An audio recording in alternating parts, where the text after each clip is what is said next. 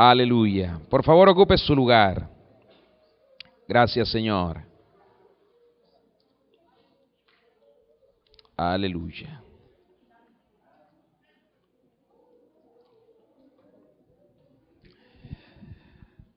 ¿Tienen frío? Sí, ¿verdad?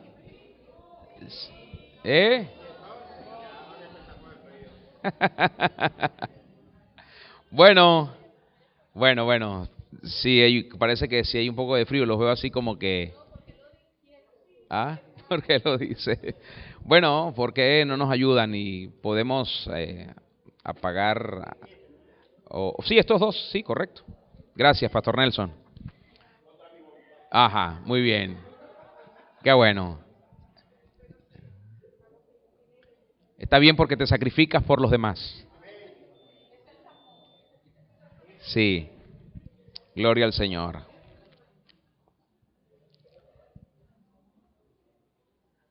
Qué bueno.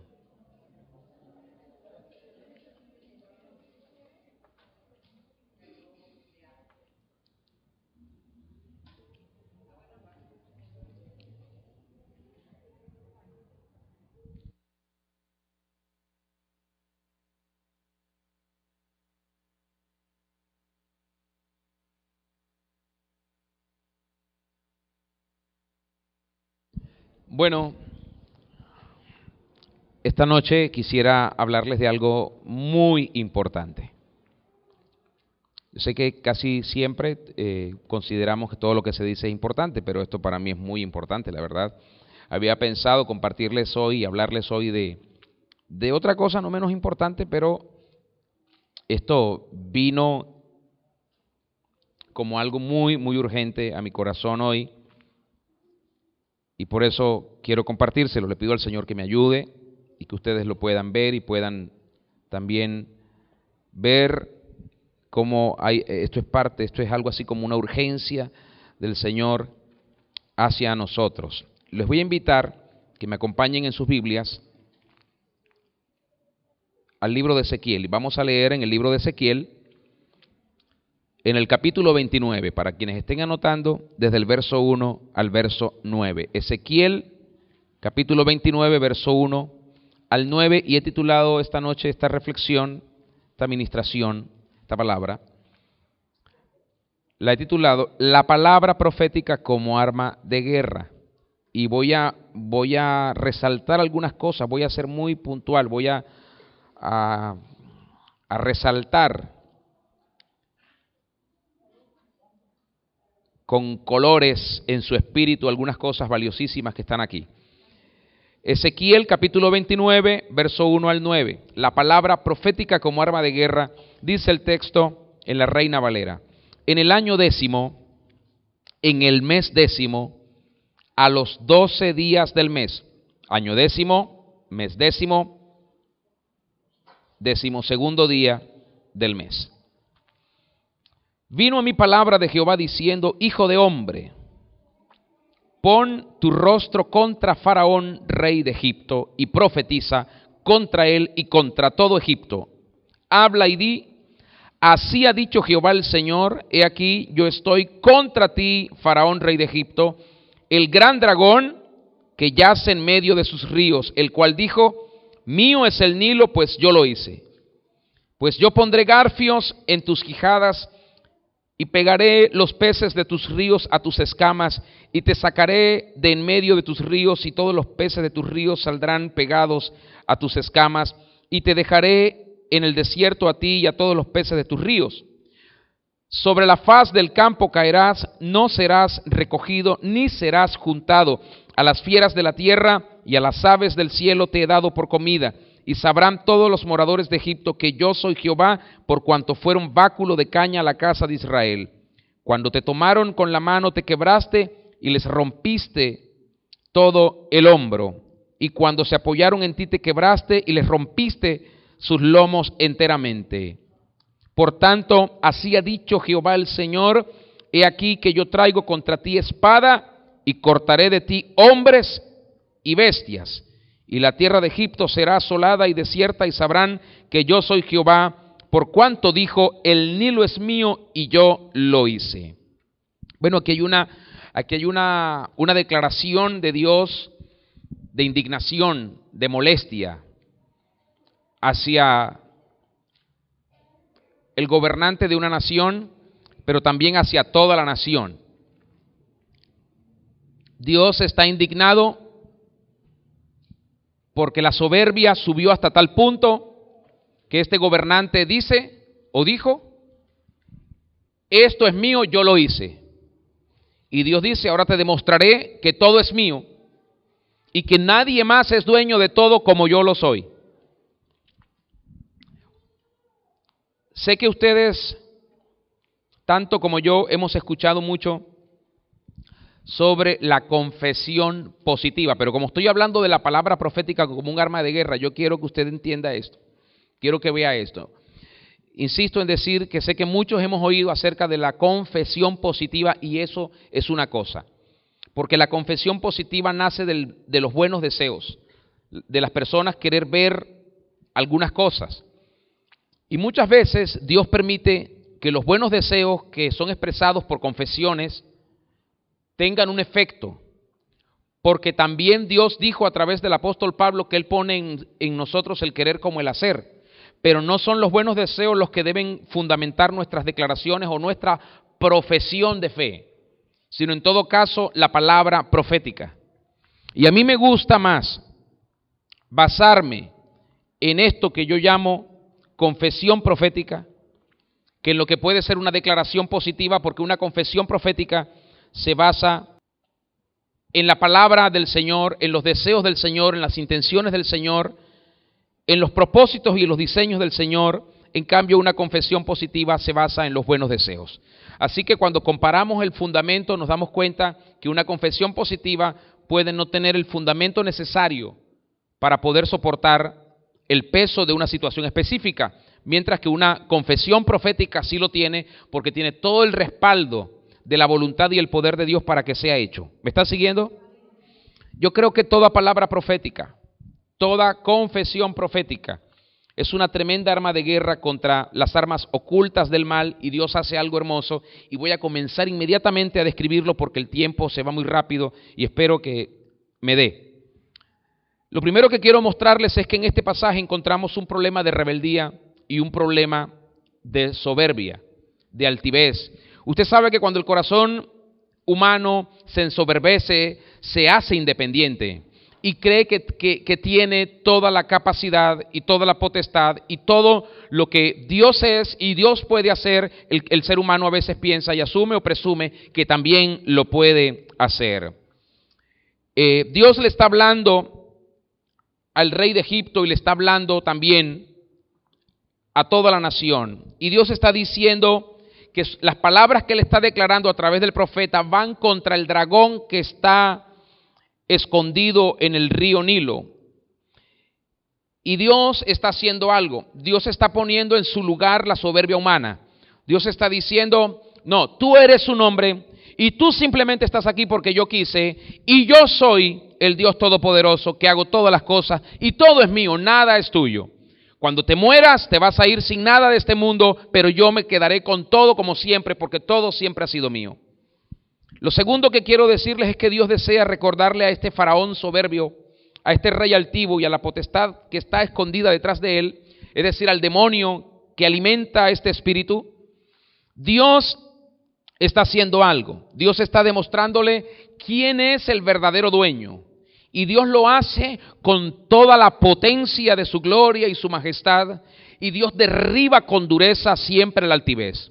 Por eso dice el texto bíblico que antes de la soberbia la altivez de espíritu y después la caída. De modo que quien realmente es dueño de la tierra y de todos los que en ella habitan es el Señor. Y es interesante ver esta osadía inusitada por la cobardía de un dragón derrotado. Ahora miremos proféticamente el texto. Un dragón derrotado. Ustedes saben que el Señor Jesucristo venció en la cruz y venció para siempre. Y venció no solo a Satanás, sino que venció a todos los demonios.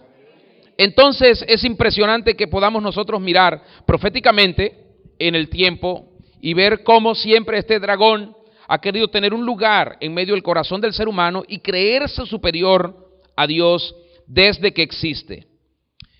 También el efecto de las palabras llenas de temor y de ignorancia que surgen hacia aquellos que tienen miedo, que están llenos de temor y que no se quieren dejar usar por el Señor para contrarrestar las palabras que se levantan contra nosotros, la iglesia, los hijos del Señor, y contra toda nuestra prosperidad en diferentes áreas. Por eso es que muchas veces Satanás tiene éxito en limitar, en cortar, en condicionar muchas veces todos los recursos que Dios tiene para nosotros y que podemos administrar, porque necesitamos levantarnos en la misma esfera, en la misma atmósfera, en el mismo espíritu en el que Dios está indignado contra Satanás cuando se quiere creer dueño de las cosas.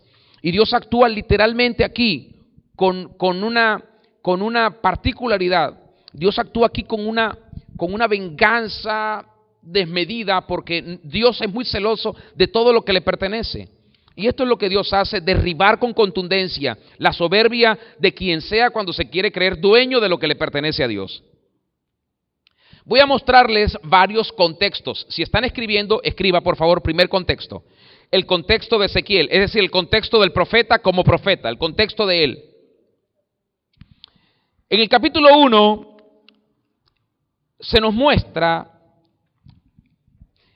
que Dios, a través del profeta Ezequiel, decreta, declara, establece, afirma, profetiza el juicio divino sobre Judá y sobre Jerusalén. Pero en el capítulo 25 ya no es solamente el pueblo de Dios, sino que también Dios dice: ahora profetiza contra las ciudades circundantes. Entre ellas están Amón, Moab, Edom, Filistea, Tiro, Sidón y Egipto. Y las palabras que Dios usa sobre Egipto son estas: pecado de soberbia, juicio, desolación, y luego habla de la restauración de Egipto, porque Dios, al final de cuentas, lo que no quiere el Señor es que alguien interprete que Él va a destruir la raza humana. No, Dios quiere destruir lo que no debe estar en la raza humana, como la soberbia, la altivez de espíritu, la arrogancia, la independencia, la anarquía, la autosuficiencia, que esas cosas hablan de no depender de Dios, de no creer en Dios, de creer que nosotros podemos sin Dios. El segundo contexto que quiero mostrarles es el contexto de armas y de guerra. Repito, contexto de armas y de guerra. Dios tiene muchas armas para derrotar al enemigo. Muchas, y se la ha dado a la iglesia. Dios ha capacitado a la iglesia como un gran guerrero para que la iglesia pueda vencer al enemigo. Todas las armas de Dios, todas. Porque si Dios tiene armas, es porque Dios tiene enemigos. Dios no tendría la necesidad de tener armas si no tuviese enemigos. Así que Dios tiene armas porque Dios tiene enemigos. Y todas las armas de Dios, todas están adjudicadas contra el enemigo. Todas. Ninguna arma es de lujo. Ninguna arma de Dios está allí para decorar su trono, su salón especial o donde nosotros imaginemos que quisiéramos tener. Hay personas que tienen armas solo para decorar un ambiente. Dios no tiene armas de lujo. Todas las armas de Dios están adjudicadas contra Satanás y sus demonios, contra todos los que le pertenecen a él. Y una de las armas en las que Dios se complace en usar es la palabra profética. Por eso es que el diablo quiere callar a la iglesia. Por eso es que el diablo no quiere que el espíritu profético en la iglesia se desate. Porque aunque la iglesia es profética por naturaleza, el diablo trata de meterle a la iglesia una religión para que la iglesia no se vea profética y la iglesia nunca se atreva a declarar. Porque el espíritu profético es lo que le da a la iglesia el valor de confrontar las potestades de las tinieblas. No podemos confrontar las potestades de las tinieblas por buenas intenciones o por meras declaraciones escritas. Hay un espíritu adentro que se enardece cuando el diablo desafía a Dios. Y este mismo espíritu fue el que habitó en David cuando vio a aquel gigante desafiando al ejército de Israel. y avergonzándolo, como que si fuese él mejor o mayor que Dios. Y David salió allí al encuentro y le dijo: tú has desafiado al Dios de los escuadrones de Israel. De esto se trata, un espíritu combativo contra el mal. No solo por creer que lo vamos a vencer, sino porque además tenemos el arma más poderosa a la que el diablo le teme: la palabra de Dios en nuestra propia boca. La palabra de Dios en nuestro propio espíritu para derrotarlo. Y Satanás vence y gana cuando saca de nosotros una declaración que contrarresta la palabra de Dios en nosotros. No la palabra que está escrita, la palabra viva, porque está contenida dentro de nosotros. Al diablo no le importa que tengamos muchas Biblias electrónicas o textuales. A él no le importa si la tenemos pegada en la pared. A él no le importa eso. Al diablo le preocupa cuando esa palabra está dentro de nosotros, haciéndose vida todos los días. Eso sí le preocupa. Entonces Satanás está tratando de ocultar lo que Dios quiere hacer por medio de esta arma que Dios tiene, que se llama la palabra profética. Dios se encarga de declarar juicios, de establecer tiempos, de traer orden, de quitar autoridades y poner autoridades. Dios utiliza el arma de la palabra profética para recordarnos que la batalla es de Él. Si tienes una batalla, Dios te dice: esa batalla es mía, no es tuya. Y qué bueno es cuando nosotros podemos apropiarnos de esa palabra y decir: qué bueno, Señor, que tú peleas esas batallas, porque yo estaría derrotado. Qué maravilloso es verte a ti honrar siempre lo que dices. Dios utiliza la palabra profética para recordarnos que somos sus instrumentos para la victoria, solo por obedecer, solo por creer, solo por confiar en Él, solo por hacer su voluntad. El tercer contexto que les quiero mencionar es el contexto de propósitos en la palabra profética. Cuando viene la palabra profética viene en un tiempo específico. Y estamos en un momento propicio, oportuno. Estamos dentro de un gran contexto de una declaración profética que hice hace aproximadamente 6 meses atrás. Viene en un tiempo específico para traer alineamiento. Y por eso en el texto se menciona en el año 10º, en el mes 10º, en el 12º días. Es decir, Dios está haciendo uso de lo que Él sabe hacer uso, del Cronos, como hace uso del Kairos, pero aquí Dios está haciendo uso del Cronos. ¿Y sabe qué hace Dios dentro del Cronos? En el Cronos Dios mete un rema. Por eso es que la palabra profética tiene una vigencia poderosa en este momento. Porque dentro del Cronos, usted dice, estamos en el mes de septiembre, día 14. Pero dentro del Cronos hay un rema que está fluyendo ahora. ¿Para qué? Para cambiar algo. No solo en lo espiritual está ocurriendo. Para cambiar algo en lo físico. Porque Dios se está refiriendo al Cronos. Y dentro del Cronos el rema trae cambios naturales. Eso es lo que está pasando. Espíritu Santo, ilumina la mente y el corazón, por favor. Entonces, la palabra profética da a entender que aunque Dios es eterno, Él también está al tanto de nuestros días. Dios conoce todo lo que está pasando en ti y afuera de ti, a tu alrededor, en tu casa, en tu familia. Dios sabe lo que está ocurriendo. Dios sabe lo que tú has estado pensando, el Señor lo sabe. Dios quiere que hoy tengas esa conciencia de que Él sabe cada cosa que tú has estado considerando. Él lo sabe. Lo que ha estado pasando por tu mente, por tu corazón, el Señor lo sabe. Por eso es que Él trae el rema dentro del Cronos para que sepas que aún en estos tiempos, tal vez tú dices, no entiendo el Kairos. Muy bien, Dios dice, tocaré el Cronos para que entiendas que yo estoy aquí ahora. Y esto es maravilloso. Así que esta palabra, la palabra profética, como un arma de guerra, declara el tiempo límite de juicio para toda potestad que nos ha agobiado por tanto tiempo. Ha habido una situación, usted la vive, la mira, la escucha, desde hace algún tiempo, pero el Señor está poniendo un punto límite y dice, esto es hasta aquí, esto va a ser hasta acá. Hay cosas que duran meses, hay cosas que duran años y hay cosas que duran décadas. Por 3, por 7, por 14 y por 21. Tenemos que estar entendidos en esto. Así que, cuando Dios le habla al profeta Ezequiel, estaba en un tiempo de esclavitud y de asfixia para el pueblo de Dios. Tal vez algo similar a lo que nos está pasando hoy a nosotros, en donde nosotros podemos sentir por diferentes situaciones que hay presión, y esta presión genera una gran preocupación, y esta preocupación casi que le corta el aliento a muchas personas.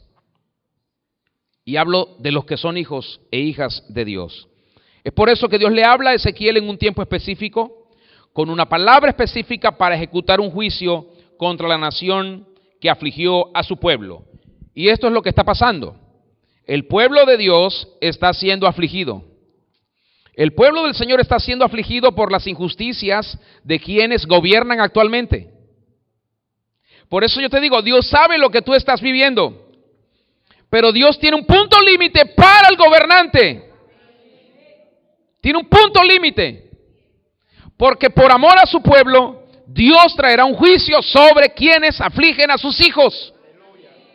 Porque si tú estás creyendo, si tú estás orando, si tú estás obedeciendo a Dios, si tú estás confiando en su palabra, estás siguiendo su plan y aún así estás siendo oprimido por el gobierno, Dios dice, Dios se enardece y dice, declara sobre el gobernante esto.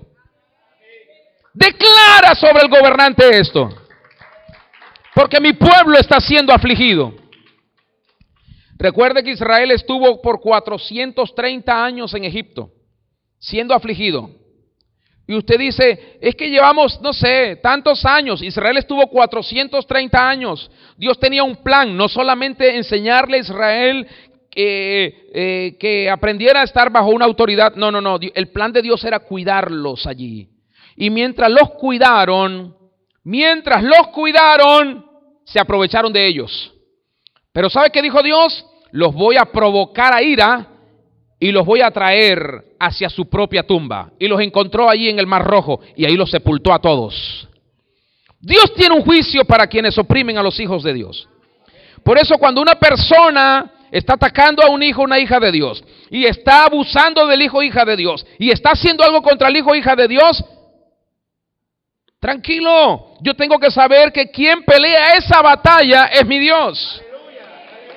Es mi Dios el que la pelea. Y cuando Él la pelea, Él va a hacer defensa a mi favor. A mi favor.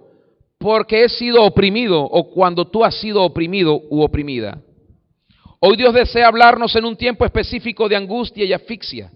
No solo para animarnos ni para levantarnos las alas, sino también para hablarle al dragón escondido entre los ríos y el Nilo, como dice Ezequiel, símbolo de la fuente fluvial de la mala prosperidad. Es decir, en realidad no es una prosperidad, sino es una corrupción que hay, que hace que las cosas se vean florecientes, pero dice, hay un vacío, ahí no hay nada. Así que le deja saber que sus palabras arrogantes, las del faraón, las del rey, las del gobernante, de apropiarse y decir que él había creado el río Nilo y que eso era producto de su obra, Dios dice, voy a demostrar que todo lo que estás diciendo es mentira. Profetiza, hijo de hombre, profetiza. El cuarto contexto que les quiero mostrar es el contexto de recipiente. Porque dice, vino a mí y dijo, hijo de hombre. Cuando Dios dice hijo de hombre, Dios está poniendo de relieve nuestra fragilidad sin Él. Es como que Dios dice, yo soy Dios y tú solo eres un hijo de hombre. Con todas las flaquezas, las debilidades que tienen los hombres, así eres tú. Recipiente valioso, pero también recipiente necesario para recordarles su posición a todas las potestades y huestes espirituales y físicas y demostrar la gloria de Dios. Dios necesita personas que puedan sentir lo que Él siente cuando alguien trata de tomar su lugar. Y poder el Señor declarar una sentencia para exhibir su majestad y que todos conozcan que no hay otro Dios como Él. Así que reconocemos que tenemos este tesoro en vasos de barro. Como he estado diciendo y como comencé a decir el domingo, al hablar de tesoros no hablamos de dinero. El tesoro aquí es la revelación. El tesoro es la revelación de Dios como Dios. Y dice el Señor que mostraría su poder y su señorío. Esto era Juan, cuando el profeta Ezequiel dice, y vino a mí y me dijo, hijo de hombre. Esto era Juan, me hace recordar al apóstol Juan, frágil, que se quejaba de sus miserias allá en aquella famosa isla de Patmos. Dios llega a nuestras miserias sin juzgarnos por nuestras debilidades. Dios se acerca con amor, no para condenarnos, no para reprocharnos, porque Él sabe de nuestras fragilidades. Se acerca con compasión, pues somos sus hijos, pero no tolerará a quien trate de oprimirnos. Por eso tenemos que tener muchísimo cuidado de cómo tratamos a las demás personas. Dios siempre nos da a entender esto. Dios nos dice, yo entiendo tu dolor, yo entiendo tu quebranto, yo entiendo tu soledad, tus lágrimas, tus necesidades. Sé que eres frágil, pasado por el fuego, pero he llegado a ti para recordarte que lo que tú consideras un acaboses o el colmo de los colmos es solo el comienzo. Y esta es la demanda de Dios que dice, préstame tu vida, dame tu voz, vamos, dame tu vara como se la pedía Moisés, dame tu vida, porque yo voy a mostrar al mundo y a aquellos que creen que pueden vivir sin mí, quién soy yo. Pero dame tu vida, necesito tu vida. Ahí tenemos que desestimar todo lo que consideramos de valor, porque sabemos que en ese momento nuestra vida puede consumirse solo en la voluntad de Dios para que Él sea exaltado, como lo hicieron muchos en la antigüedad y todavía hoy en otras regiones que no conocemos. Así que es el comienzo del juicio sobre las potestades que nos afligen. Y yo quiero declarar esto hoy. Yo sé que hay muchos que no creen en esto, muchos que oyen y que no oyen, y muchos que no quieren creer. Pero yo quiero declarar hoy que llegó el tiempo del juicio para las potestades que nos afligen, espiritualmente y físicamente. Y los veremos ser juzgados por el Señor. Por el Señor. No por los hombres, por el Señor. Muchos hombres quisieran juzgarlos, pero Dios no les dará ese honor. Él mismo los juzgará. Este es el comienzo del juicio. Y este don que tiene, como dice la Reina Valera, el hombre, este don, el don profético, por eso Dios dice, por eso el profeta dice, vino a mí y me dijo, hijo de hombre, este don que tiene él, lo recibió del cielo. Es hijo de hombre, es verdad, pero con una posición de profeta, concedida por el Señor para traer juicio. Para traer juicio. Y esto es lo que tenemos que hacer con valor y con fe, creyendo que Dios es verdad, Dios va a cambiar las cosas, pero Dios te va a usar a ti y me va a usar a mí para traer los cambios tangibles a nuestra tierra. Y eso comienza por creer y obedecer al Señor. Así que el quinto contexto que le quiero regalar es el contexto de destinatario poderoso. Dice, vino a mí palabra de Jehová. Es decir, la palabra del Verbo eterno. Recuerde que siempre ha sido así, solo que lo descubrimos después que el Señor Jesucristo vino. Juan 1:1 dice que Él es el Verbo. Cuando Él envió su palabra, literalmente Él se trasladó y se depositó en nuestro corazón y en nuestras conciencias, en nuestra mente, en nuestro espíritu. Y cuando hablamos su palabra, literalmente dimos la oportunidad de que Él se exteriorizara y se manifestara. Por eso había tanto poder cada vez que esas palabras eran declaradas. No era simplemente el aliento y la traducción de un idioma, sino la manifestación del Hijo invisible en potencia, haciendo, trayendo, juzgando, estableciendo, derribando y edificando. Cuando él dice, vino a mí palabra de Jehová, se refiere a la palabra literal, pero también se refiere a la palabra constituida por él mismo. Él es la palabra. No solo habla la palabra, él es la palabra que viene a nosotros, viene hablándonos, vienen sonidos, vienen señales, y es la palabra que quiere salir de nosotros a la iglesia, al mundo. Quiere salir, por eso te necesita. El Señor Jesucristo le dijo esto a los discípulos cuando estaban en medio de la tormenta y estaban asustados, y apareció él allí como un fantasma, y ellos se asustaron, y él les dijo, no teman, yo soy. Yo soy. El sexto contexto que te regalo hoy en esta palabra es el contexto que traza un enfoque definido. Dios le dice, pon tu rostro contra Faraón. ¿Sabes lo que es eso? Enfrentar todo un imperio, enfrentar todo un poder, enfrentar un ejército, enfrentar una nación. Dios le habla directamente al dragón escondido, camuflajeado. ¿Ves? ¿Te das cuenta? Escondido. Está ahí, disfrazado, pero Dios lo está descubriendo, Dios le está hablando. Le habla a la mentira más astuta y le dice, tú no existes, tú no eres verdad, tú no existes, por eso nada de lo que haces existe, por eso nada de lo que dices existe, por eso nada es real. Yo soy la verdad. Le habla a las circunstancias que nos distraen, Dios. Y le dice, ustedes no existen. Hijos, solamente existo yo. Soy su roca, soy su edificio, soy su provisión. Yo soy su realidad. Eso es lo que Dios está haciendo. Dios está haciendo, está golpeando ahora mismo las circunstancias. Las está golpeando duro, con indignación, con fuerza, con ira, con venganza. Porque Él sabe lo que tú has sufrido por estas circunstancias. Así que Dios habla para que descubramos y desenmascaremos a Satanás y todos sus planes perversos. Dios habla para que sepamos que nuestra lucha no es contra sangre y carne, sino contra principados, contra gobernadores de las tinieblas, contra huestes espirituales de maldad en las regiones celestes.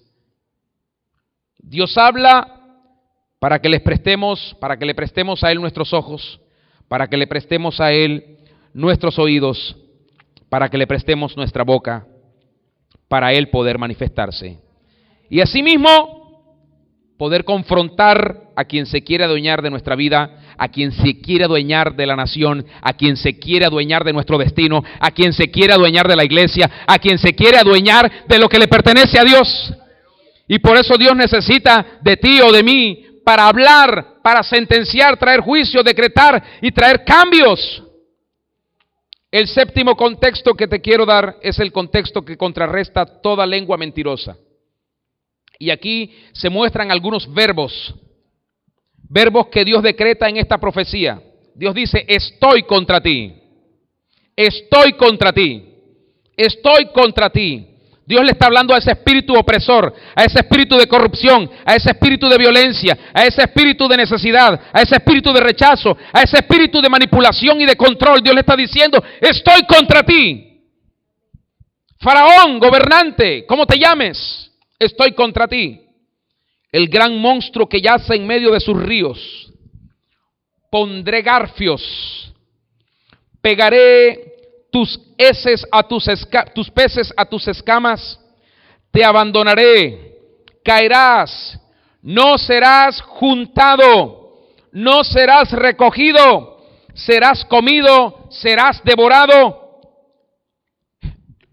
En otras palabras, nos comeremos al Leviatán. O como dijo Josué cuando estaban frente a aquel gran desafío para conquistar la tierra de Canaán, algunos no creyeron, algunos se asustaron, algunos pensaron que era una locura, que sería un suicidio ir contra aquellos gigantes y ejércitos y guerreros adiestrados. Pero Josué dijo, los comeremos como pan. Esta es la visión de Dios hoy.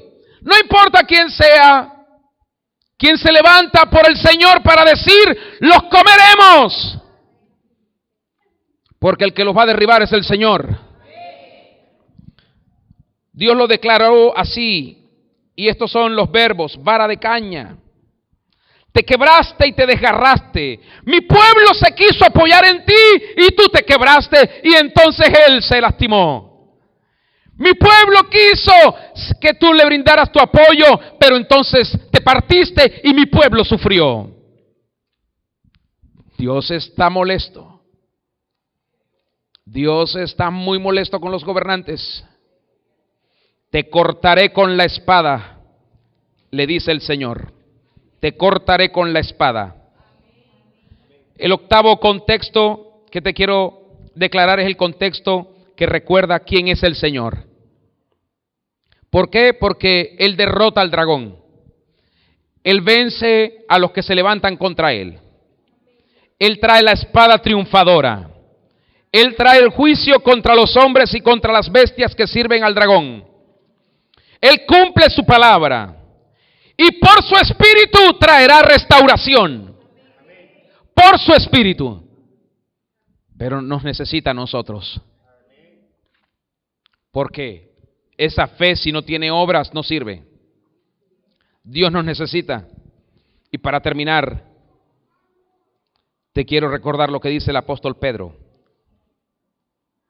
El apóstol Pedro dice que la palabra profética más segura es la palabra del Señor, porque es la palabra de fe.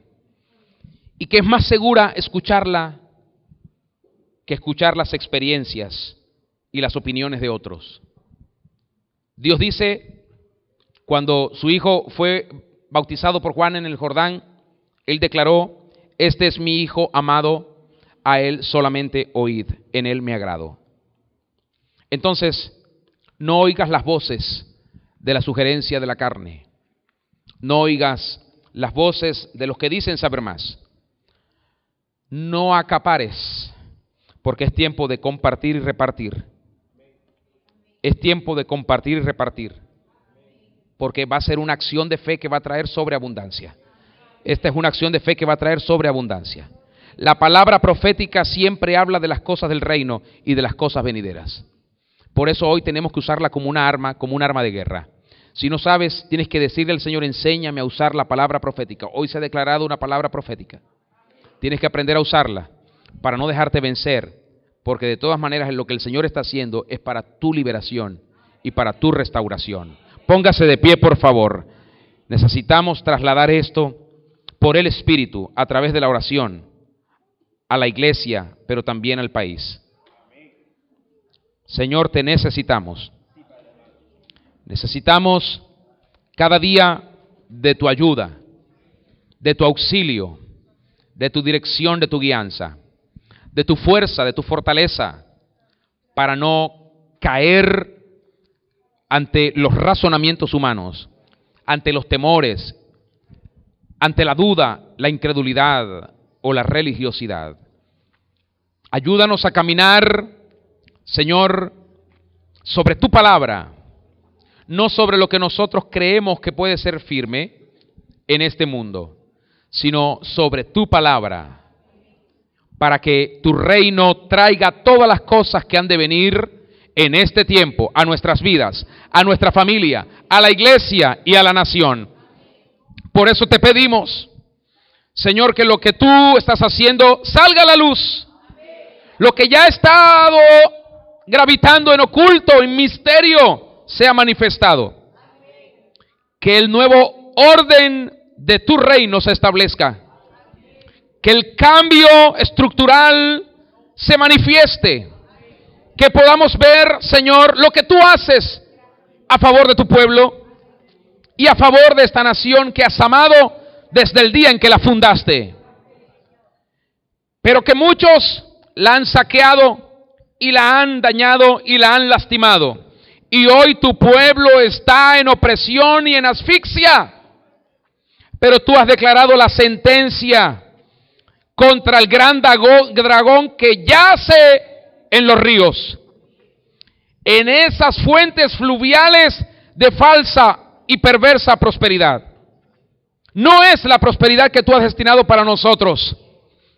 Por eso ahora ven con tu espada, corta la cabeza del gran dragón. Ven, Señor, y trae tu juicio sobre todos los que han traído opresión sobre tu pueblo y los que han hecho que incluso muchos de tus hijos tropiecen y hayan caído y se hayan perdido. Compadécete de tu iglesia y fortalece a aquellos que están en debilidad ahora. Fortalécelos y sálvalos de las mentiras de ese dragón apocalíptico, la serpiente antigua, el diablo, Satanás. Rompe y quebranta toda su estructura de mentira. Saca a la luz, exhíbelo, como lo hiciste una vez en la cruz, y preséntate tú, Dios, Rey de reyes y Señor de señores, Jesucristo, como el único dueño de todas las cosas, como el Rey soberano, como el Señor de las naciones. Preséntate tú. Ven, toma nuestros ojos, toma nuestros oídos, toma nuestras bocas, nuestras lenguas, para que sentencies, para que hagas, para hacer lo que tú mandas. Señor, para hacer afrenta, para confrontar quienes han traído asfixia y opresión sobre tus hijos.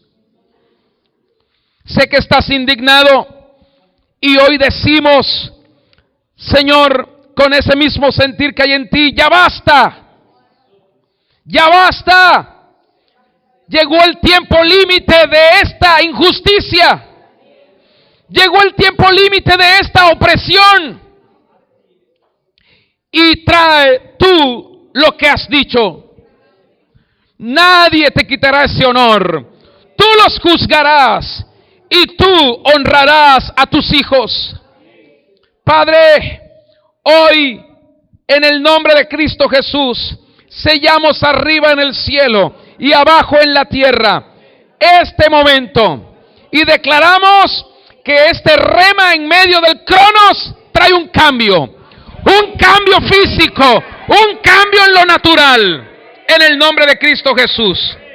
Hoy lo decimos con fe, con plena convicción, no por emoción, con plena convicción.